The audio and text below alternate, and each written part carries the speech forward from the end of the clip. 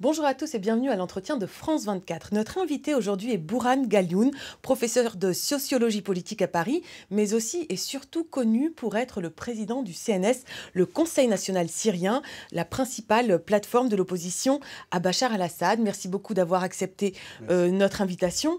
Alors je disais, le CNS, principale plateforme de l'opposition à Bachar al-Assad, mais pas l'unique. Il existe d'autres groupements d'opposition à l'intérieur, à l'extérieur.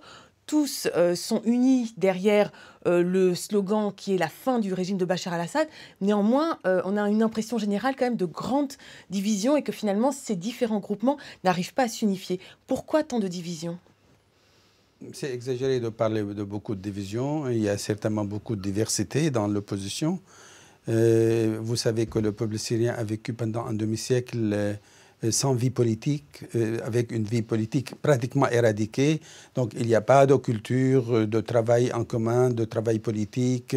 Et dans ce climat, ce sont les sensibilités personnelles de personnalités qui restent assez fortes.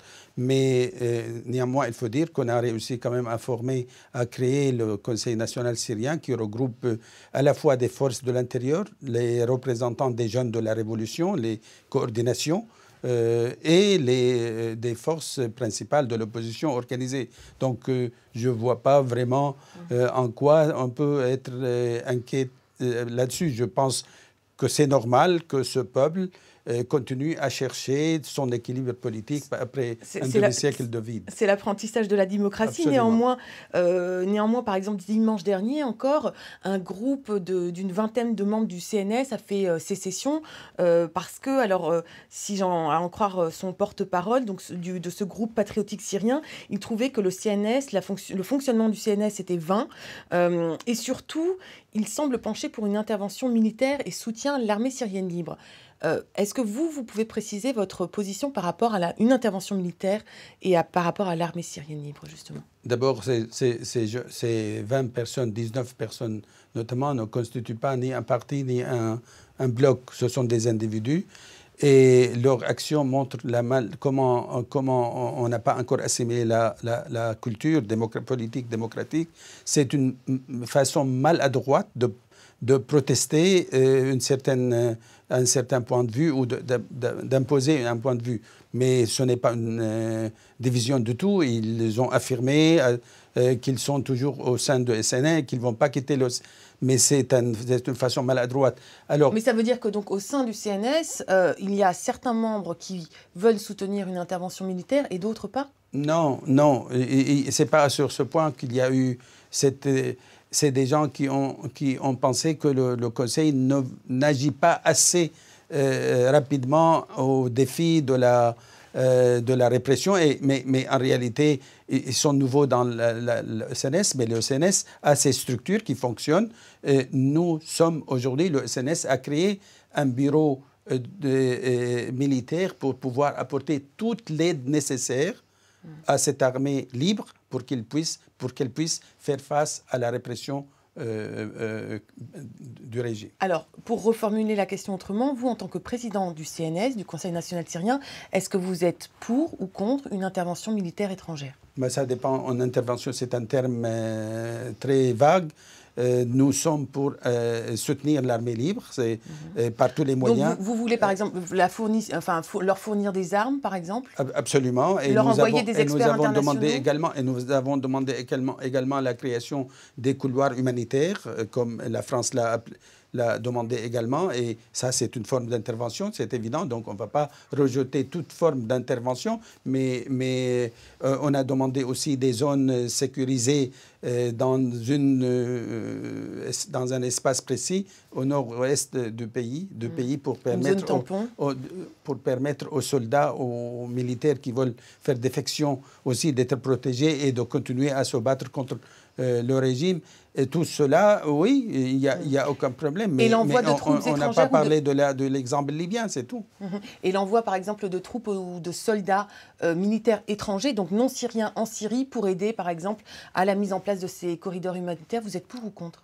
Non, si, on a dit s'il faut utiliser la force, il faut l'utiliser. Y compris s'il faut se faire aider par des soldats saoudiens ou qataris? Dans le cadre, oui, ça a été proposé par les Qataris et les Arabes, mais dans le cadre du plan arabe et dans le cadre aussi de la coopération, de la coordination entre le groupe arabe, le groupe européen, le groupe la Turquie, etc. Alors, on est contre des actions, des interventions individualisées ou qui ne répondent pas au plan général de la résolution du problème. Certains représentants de l'opposition, en particulier en Syrie, vous reprochent de faire peut-être la place trop belle aux islamistes et aux frères musulmans et de ne pas assez insister sur l'aspect laïque. Qu'est-ce que vous répondez à ces allégations? Je dis que ce n'est pas vrai du tout. Ce sont des allégations. Le Conseil national tient à sa vision laïque de la Syrie future, laïque, mais on ne parle pas de laïcité, puisque le terme laïcité dans la culture arabe politique est synonyme aujourd'hui d'antireligieux, mais on n'est pas antireligieux, et c'est évident, mais on utilise le terme civil ou séculier plutôt, mais on est tous pour un État séculier qui fait l'égalité entre ses citoyens et qui sépare État et politique et religion. Ça, c'est évident. Alors, ne parlons peut-être plus des divisions, mais peut-être de ce qui vous unit, en tout cas avec les autres groupements d'opposition à Bachar al-Assad. Est-ce que pour vous, le dialogue avec le régime à Damas est maintenant totalement exclu? Totalement exclu. Totalement exclu. Alors, est-ce que... C'est un régime qui a perdu toute sa légitimité et toute sa crédibilité. Pour avoir un dialogue, il faut que l'interlocuteur ait un minimum de crédibilité. Ce régime, Bachar al-Assad en particulier, n'est pas crédible. Mais on a dit toujours qu'on est prêt à entrer dans des négociations pour la transition, pour préparer la transition vers une Syrie démocratique. Ça, c'est pas important. Et c'est les termes aussi du plan arabe. Et justement, le plan arabe qui propose notamment que Bachar al-Assad transfère son pouvoir à son vice-président. Vous soutenez cette initiative? On a dit, on est d'accord, mais attention, ce plan date déjà de 2 mois ou même plus 3 mois. Aujourd'hui, après 3 mois de pilonnage des villes, des quartiers, il est évident que personne ne peut accepter que Bachar al-Assad reste pendant cette période de transition. Il doit quitter, c'est un préalable, il doit quitter le pouvoir partout, et on ne peut pas accepter qu'il continue à exercer le pouvoir tout en négociant la transition. Et d'après vous, Bachar al-Assad doit quitter le pouvoir pour faire face à la justice internationale, par exemple, comme le propose éventuellement Alain Juppé, en tout cas qui parle d'une saisine à la Cour pénale internationale, ou est-ce que vous lui laisseriez une porte de sortie et la possibilité d'un exil? Je note à ce propos que le président tunisien a dit qu'il accepterait de faire venir, lui, le Bachar al-Assad en Tunisie en exil. Il est évident qu'on n'est pas du côté du président tunisien, du point de vue du Tunisien. Je pense qu'il doit être puni, celui qui a assassiné et qui tout un peuple pendant des années et qui continue de tuer des enfants et des femmes ne peut pas passer en dehors de la justice. Mais si le peuple syrien, pour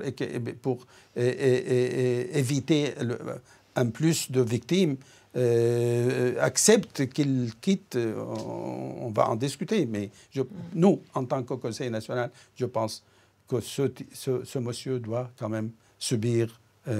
être puni, être jugé. Être jugé. Donc ça veut dire ne laisser aucune porte de sortie. Sauf si le peuple accepte de lui laisser... Alors qu'est-ce que ça voudrait dire quoi? Ça voudrait dire faire un référendum? Il faut voir les révolutionnaires, les gens des coordinations, les gens qui ont perdu des enfants, des parents, des frères, des amis. On a perdu, aujourd'hui, on pense à plus de 20 000 victimes. Donc ces gens-là, c'est eux qui ont le droit de dire on accepte ou pas. Mais pas nous, on ne peut pas vraiment accepter de remplacer les jeunes de la Révolution et décider le sort de ce monsieur par nous-mêmes. Une dernière question, Bourhane Galioun. Imaginons la Syrie d'après Bachar al-Assad, un nouvel gouvernement, un nouvel État. Quelle forme souhaiteriez-vous lui donner? Un État démocratique séculier qui respecte ses citoyens, le respect et la dignité et la liberté de ses citoyens, et l'égalité aussi entre tous. et qui rassure tous les individus sur leur liberté de conviction, liberté d'expression, liberté d'organisation, et qui est capable, un État de droit, qui est capable vraiment de recréer la fraternité entre tous les citoyens syriens qui ont vraiment souffert énormément pendant un demi-siècle. Un État fédéral également, vous avez, semble-t-il, à Tunis, dit que les Kurdes pourraient par exemple avoir une certaine forme, bénéficier d'une certaine forme d'autonomie. C'est une très mal, une mauvaise traduction. On a parlé d'une décentralisation administrative, c'est évident, et qui s'applique à tout le pays et non pas à une région. Donc, c'est pas... on n'a pas parlé de fédéralisme de tout. Dans 50 ans, on verra, ou dans 20 ans. Et puis après, le peuple syrien qui va élire bientôt ses représentants décidera de ça. Mais au niveau du Conseil national, on ne peut pas prendre ces décisions. On a dit décentralisation administrative, oui, bien sûr. En deux mots, un dernier mot, qu'est-ce que vous dites aux soutiens, aux personnes, aux citoyens syriens qui soutiennent encore le président Bachar el-Assad?